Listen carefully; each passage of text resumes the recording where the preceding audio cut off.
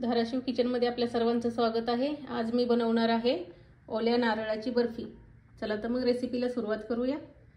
नारळाची बर्फी बनवण्यासाठी आपण साहित्य पाहूया।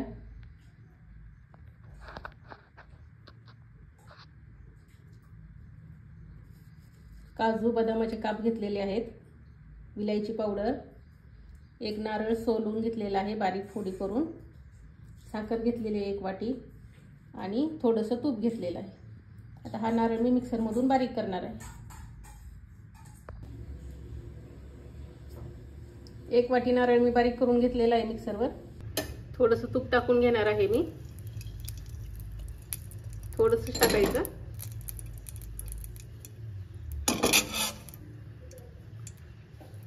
आणि त्यानंतर टाकणार आहे 1 वाटी ओल्या नारळाचा खीस।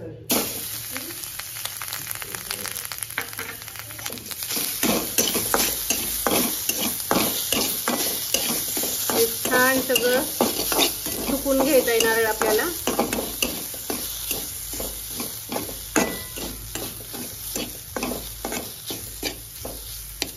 ह्याच्यातला सगळा ओलापणा गेला पाहिजे। सगळा ओला नारळ आपला कोरडा झालेला आहे। त्याच्यामध्ये टाकणार आहे थोडंसं दूध।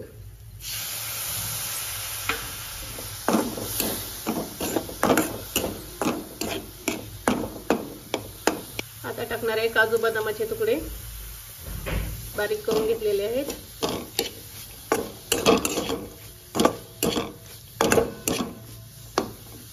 त्याच्यानंतर टाकणार आहे 1 वाटी साखर,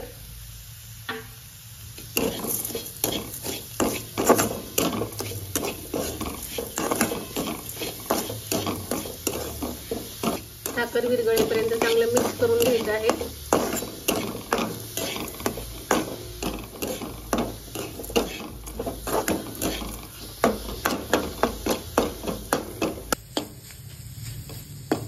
बघू शकता या पद्धतीने आपलं मिश्रण भाजून झालेलं आहे। या पद्धतीने आपलं ओलं खोबरं भाजून झालेलं आहे।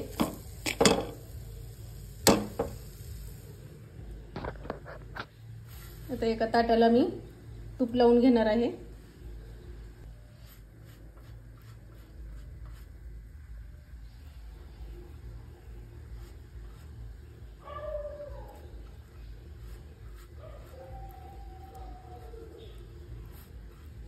सगळ्यात शेवटी टाकणार आहे मी विलायची पावडर।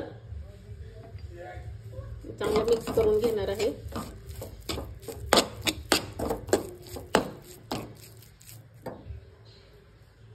तूप लावलेल्या ताटावरती आता मी हे मिश्रण टाकणार आहे। गरम गरम आहे तोवरच टाकायचे। गरम आहे तोपर्यंत त्याला चौकोनी आकार देऊया आपण।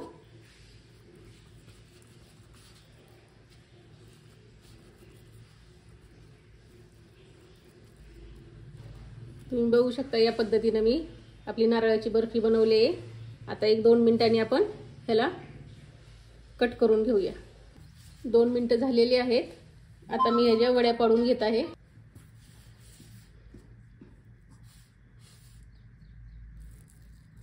आता मी इथं वड्या पाडून घेत आहे ओल्या नारळाच्या बर्फीच्या।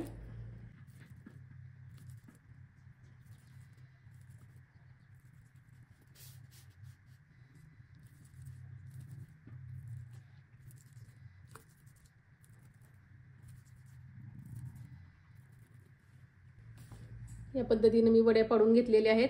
तुम्ही बघू शकता किती छान दिसत आहेत। तयार झालेली आहे आपली ओल्या नारळाची बर्फी।